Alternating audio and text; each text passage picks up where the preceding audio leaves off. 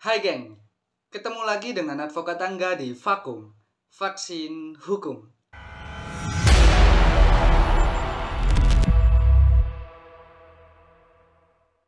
Oke geng, di sesi kali ini aku mau membahas tentang perbuatan melawan hukum. Sebenarnya ada dua konteks perbuatan melawan hukum, yaitu perbuatan melawan hukum dalam konteks hukum pidana dan perbuatan melawan hukum dalam konteks hukum perdata. Namun sebelum masuk dalam pembahasan, aku mau mengajak kalian untuk subscribe dan like YouTube channel ini. Dan jangan lupa juga untuk nyalain loncengnya, agar kalian tidak ketinggalan video terbaru dari aku. Kita masuk dalam pembahasan. Perbuatan melawan hukum dalam konteks hukum pidana. Sebelum kita bicara lebih jauh lagi tentang apa itu perbuatan melawan hukum dalam konteks hukum pidana, ada baiknya kita tahu dulu apa itu perbuatan pidana.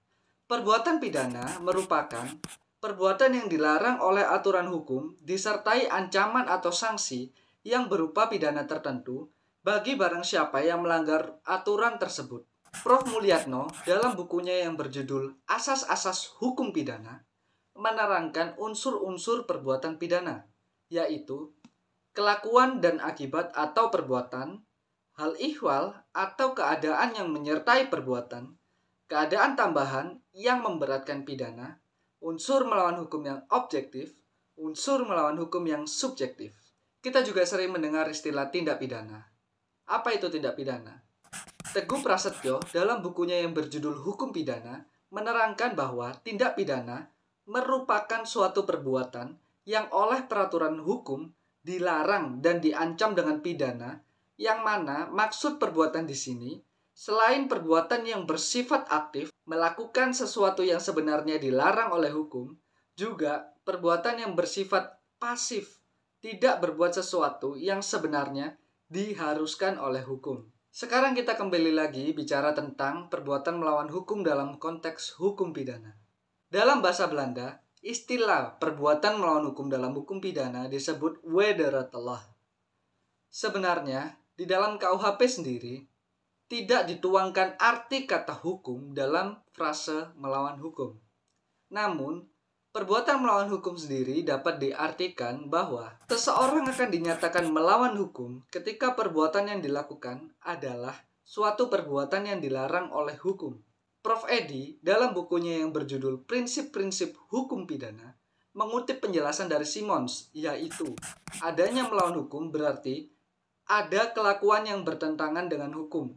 Sifat melawan hukum inilah yang dijadikan unsur utama dalam tindak pidana. Jadi, apabila seseorang tidak didapati sifat melawan hukum, maka seseorang tidak dapat dipidana. Hal tersebut berkaitan dengan asas legalitas yang tertuang dalam pasal 1 ayat 1 KUHP yang berbunyi, suatu perbuatan tidak dapat dipidana kecuali berdasarkan kekuatan perundang-undangan pidana yang telah ada. Di dalam KUHP terbaru, yaitu Undang-Undang Nomor 1 Tahun 2023 tentang Kitab Undang-Undang Hukum Pidana, asas legalitas ini dijelaskan lebih luas lagi. Dalam pasal 1 ayat 1 Undang-Undang Nomor 1 Tahun 2023 menyatakan bahwa tidak ada satu perbuatan pun yang dapat dikenai sanksi pidana dan atau tindakan kecuali atas kekuatan peraturan pidana dalam peraturan perundang-undangan yang telah ada sebelum perbuatan dilakukan.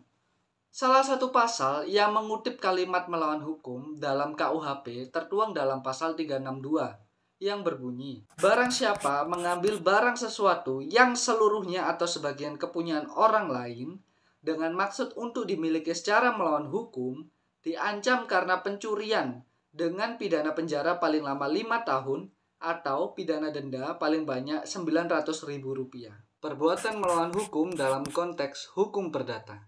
Adapun sebutan perbuatan melawan hukum yang paling umum, yaitu perbuatan melawan hukum dalam konteks hukum perdata. Sebenarnya, perbuatan melawan hukum dalam hukum perdata ini masih menjadi pro kontra antara para pengajar. Ada yang beranggapan bahwa di dalam hukum perdata bukanlah perbuatan melawan hukum, namun perbuatan melanggar hukum. Hal tersebut dikaitkan dengan pasal 1365 Kitab Undang-Undang Hukum Perdata yang berbunyi, tiap perbuatan yang melanggar hukum dan membawa kerugian kepada orang lain mewajibkan orang yang menimbulkan kerugian itu karena kesalahannya untuk menggantikan kerugian tersebut. Namun ada pula yang tetap setuju bahwa baik hukum pidana maupun hukum perdata sebutannya tetap perbuatan melawan hukum. Oleh sebab itu, terkadang para pakar hukum menyebut perbuatan melawan hukum dalam konteks hukum perdata ini dalam bahasa Belanda, yaitu onrechtmatigheid. Sekalipun istilah perbuatan melawan hukum atau perbuatan melanggar hukum ini tertuang hanya beberapa pasal saja di dalam Kitab Undang-Undang Hukum Perdata. Namun, fakta di pengadilan menunjukkan bahwa gugatan perdata didominasi dengan gugatan perbuatan melawan hukum. Di samping itu juga ada gugatan wan prestasi. Di dalam ilmu hukum kita mengenal tentang 3 kategori perbuatan melawan hukum, yaitu perbuatan melawan hukum karena kesengajaan, perbuatan melawan hukum tanpa kesalahan atau tanpa unsur kesengajaan maupun kelalaian, perbuatan melawan hukum karena kelalaian. Begitupun juga dengan model tanggung jawab. Kita juga mengenal 3 macam model tanggung jawab, yaitu tanggung jawab dengan unsur kesalahan atau kesengajaan dan kelalaian, yaitu pasal 1365 KUH Perdata, tanggung jawab dengan unsur kesalahan, khususnya unsur kelalaian, yaitu pasal 1366 KUH Perdata, tanggung jawab mutlak tanpa kesalahan dalam arti yang sangat terbatas, yaitu pasal 1367 KUH Perdata. Adapun unsur perbuatan melawan hukum dalam hukum perdata, yaitu adanya suatu perbuatan. Suatu perbuatan melawan hukum selalu diawali dengan suatu perbuatan dari si pelaku. Misalnya tidak berbuat sesuatu yang seharusnya dia mempunyai kewajiban untuk melakukannya di dalam suatu perjanjian. Apabila kita berhenti dalam satu unsur ini saja, kita akan bingung untuk membedakan tentang perbuatan melawan hukum dan wan prestasi. Oleh sebab itu lahirlah unsur yang kedua, yaitu perbuatan tersebut melawan hukum.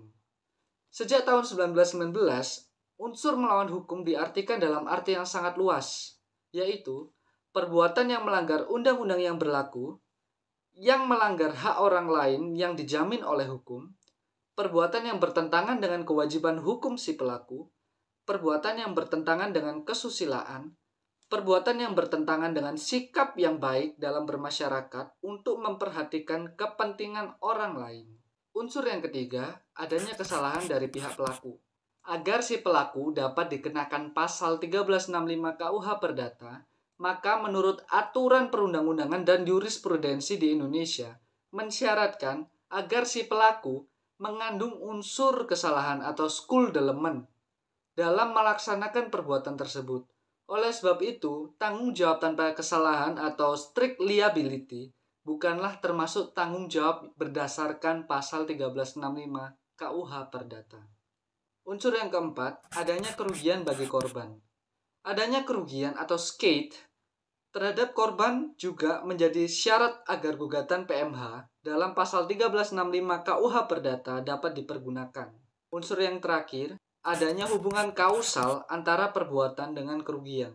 Hubungan kausal antara perbuatan dan kerugian yang terjadi juga menjadi salah satu syarat dari suatu perbuatan melawan hukum.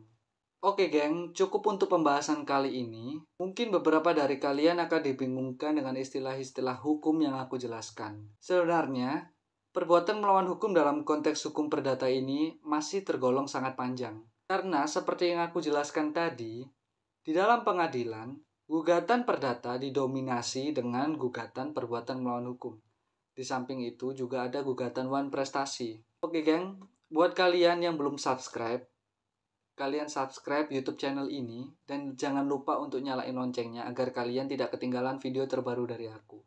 Buat kalian yang punya pertanyaan, kalian juga bisa tulis di kolom komentar atau kalian bisa DM di Instagram aku @advokat.anggalau atau @jiwanggalauoffice. Terima kasih geng, bye-bye.